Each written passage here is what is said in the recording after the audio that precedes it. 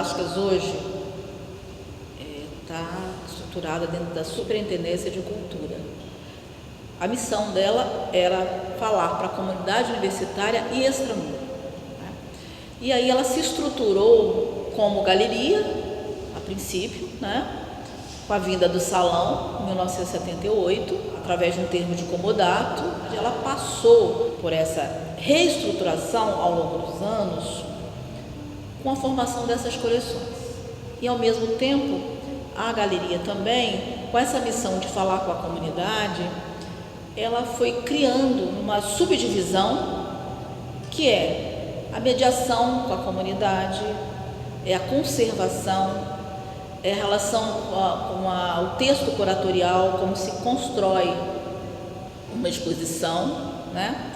E ela vem ao longo desses anos se estruturando uma equipe técnica, ao mesmo tempo que ela perdeu a equipe técnica. Isso é um dado muito importante e, ao mesmo tempo, ele não combina. A perda se dá pela mudança institucional, né? As pessoas saindo para se aposentar. A estrutura e o quadro hoje da galeria, da coordenação, ele se restringe ao coordenador e ao museólogo. Acho que é de uma grande relevância a missão da galeria na área da formação, né? E aí, dentro da área da formação, nós temos a formação da equipe técnica, desde os estagiários, todos eles passam por uma qualificação, né? A partir da escolha é feito um workshop e a gente lida com os temas que o estudante vai ter uma prática. Ao artista, né? Também saber que nós estamos numa cidade, apesar de estar muito próximo dos grandes centros, mas foi uma prática nossa muito trazer conteúdo para esses jovens artistas, né? E automaticamente você cria também instrumento para que isso possa ser alimentado, que foram as exposições itinerantes que nós fizemos pelo Brasil afora, né? Algumas iniciativas nossas, outras já em parcerias, à medida que as exposições percorriam e tinham visibilidade. Então, nós também recebemos convites, como a gente fez com a Universidade de São Paulo, Rio de Janeiro, curadorias casadas.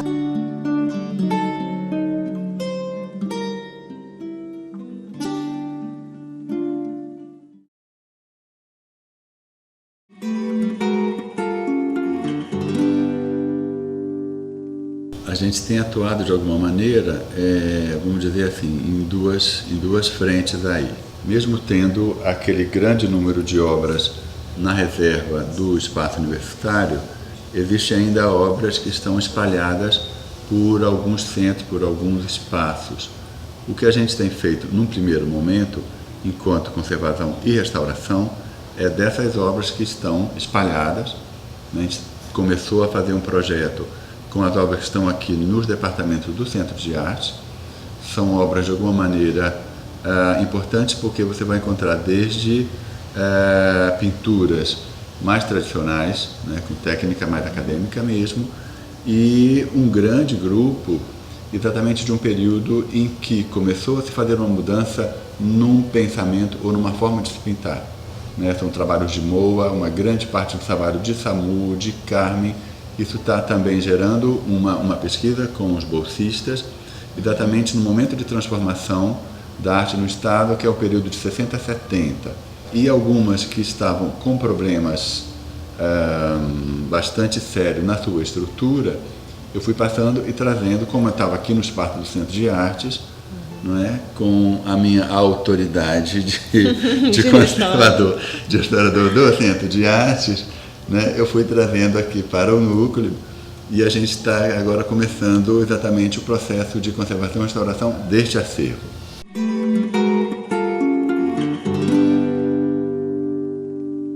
Nós fomos contemplados no ano passado com o edital da Secult de Patrimônio. E esse edital que foi o nosso grande, vamos dizer, colocar o trem no trilho. Nós tínhamos de 600 obras já organizadas, nós passamos para 1.390 obras, quase triplicamos o acervo. Você imagina o trabalho técnico para levantar dados de obra por obra. E aí foi conferir, né? Metragem, descrição da obra, histórico sobre o artista. A gente chamou acervo aberto. Nós montamos, havia exposição, montamos um laboratório aqui e toda manhã as obras foram fotografadas, né? Também a gente já concluiu essa etapa.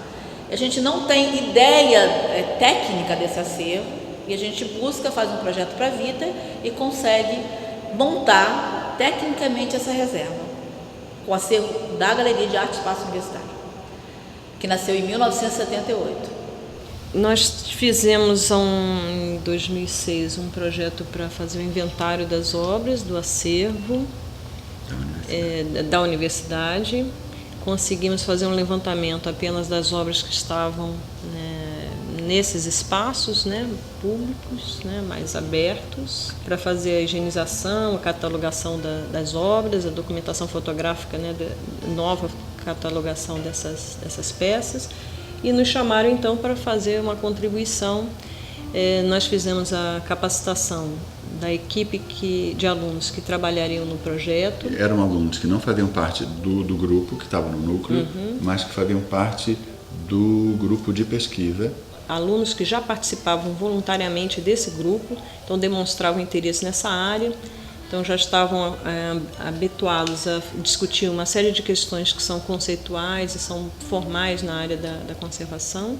Tivemos aí apoio até do Tiago Arruda, por exemplo, que deu uma aula sobre identificação de gravuras, que era um volume muito grande que teriam nesse acervo, né, para poder fazer a identificação desses materiais. E fizemos a partir daí uma orientação desses alunos que estavam trabalhando. Então, sempre que necessário, eu e a Atílio até hoje vamos à galeria para fazer orientações de questões mais específicas. A galeria agora conta com um museólogo, né, o Pedro Ibsen, e isso também muda um pouco o caráter, né, que já tem um apoio aí para as coisas mais básicas, né, de acondicionamento, de higienização. Então, eles já recebem do museólogo essa orientação. E ao término desse projeto, que é o projeto da Secult, né, os alunos foram contratados, né, com uma outra bolsa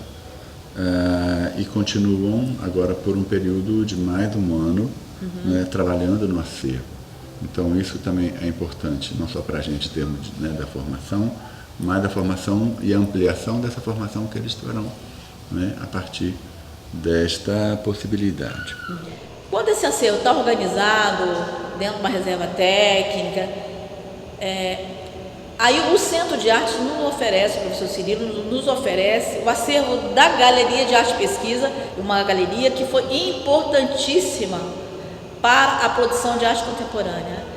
Como nós tínhamos um compromisso com a produção emergente, ela nos alimentava na produção nacional. Em um determinado momento, ela foi perdendo a função dela, e quando o IPHAN retira o espaço físico, aí a galeria, o espaço universitário, automaticamente entra nessa área da produção nacional, né? É muito interessante essa leitura, e é muito claro. Quando o professor Cirilo oferece o acervo produzido pela Galeria de Arte e Pesquisa para cá, ele vai entrar com uma coleção. E aí eu já fui atrás, a gente convidou o professor Jerusa, que esteve aqui, a Tereza Norma, o Ronaldo Barbosa, que eles é que vão escrever sobre a galeria, porque eles é que estavam nessa direção. E é uma coleção de 20 anos, é de 1977 a 1997, são 20 anos certinho. Foi uma ação especificamente no acervo de obras em papel.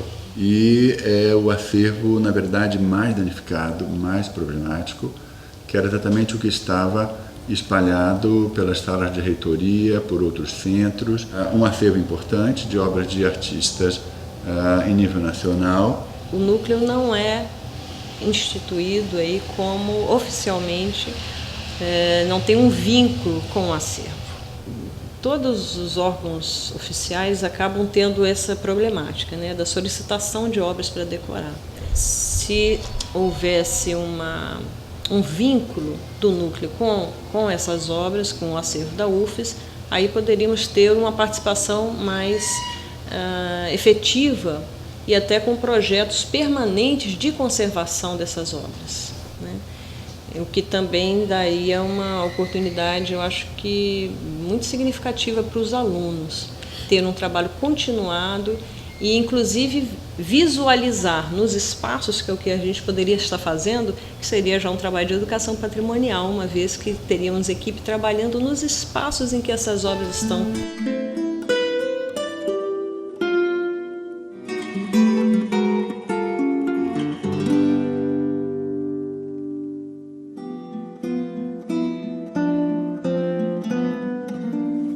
O embrião do núcleo vem antes de 90, né, quando a professora Maria Helena Lindenberg era diretora do Centro de Artes e a professora Raquel Diniz era restauradora, que naquele período era funcionária especificamente do Museu Solar Monjardim e depois foi absorvida pelo Centro de Artes. E começou com uma sala muito pequenina, nesse departamento mesmo, e quando eu volto em 90 do SECOR, que é o Centro de Conservação e Restauração de Bens Culturais Móveis na UFMG, eu volto na especialização, aquele núcleo começa realmente a tomar essa forma, né, de hoje. Então, a partir daí, eu assumo como coordenador e um período que tinha como técnica já contratada a Raquel Pimentel. Eu chego em 2005, né, também com essa formação como Atílio, né, com a especialização lá na UFMG,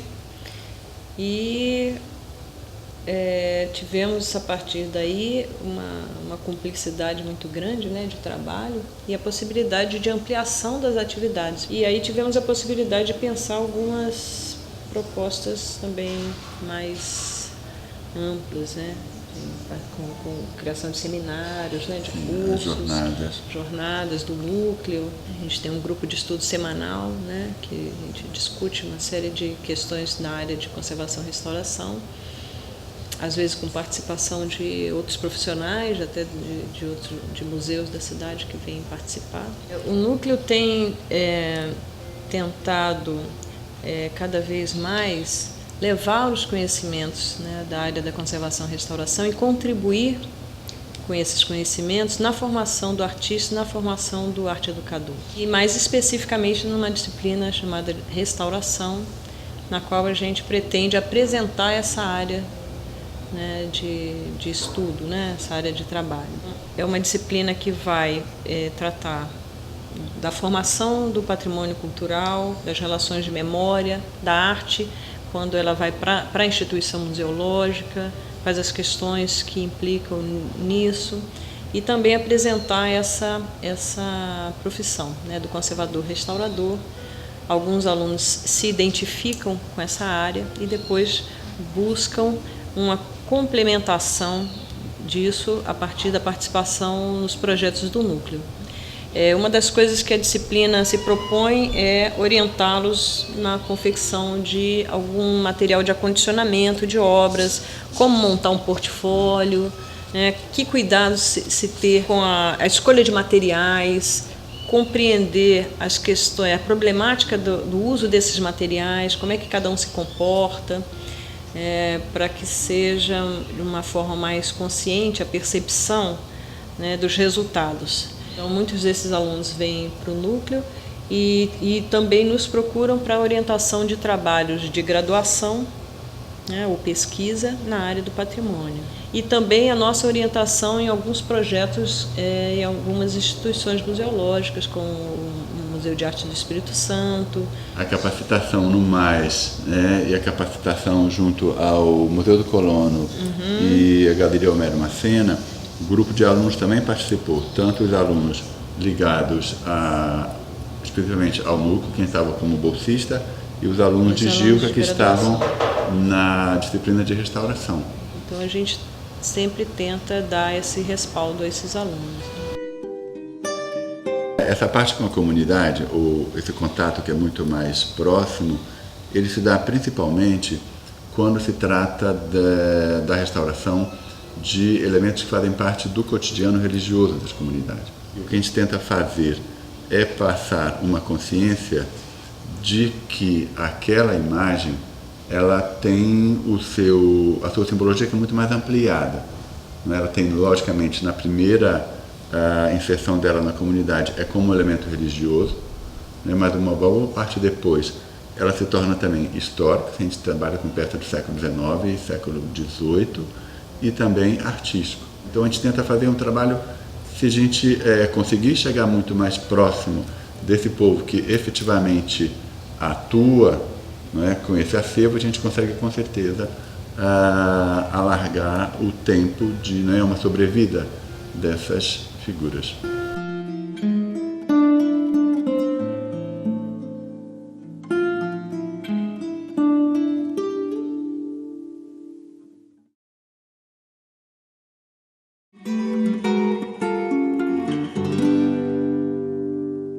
Outro foco que a gente está tendo e a demanda também é bastante grande, a nossa participação está começando a ser mais forte, com os acervos de arte contemporânea, especificamente com a problemática dessas obras.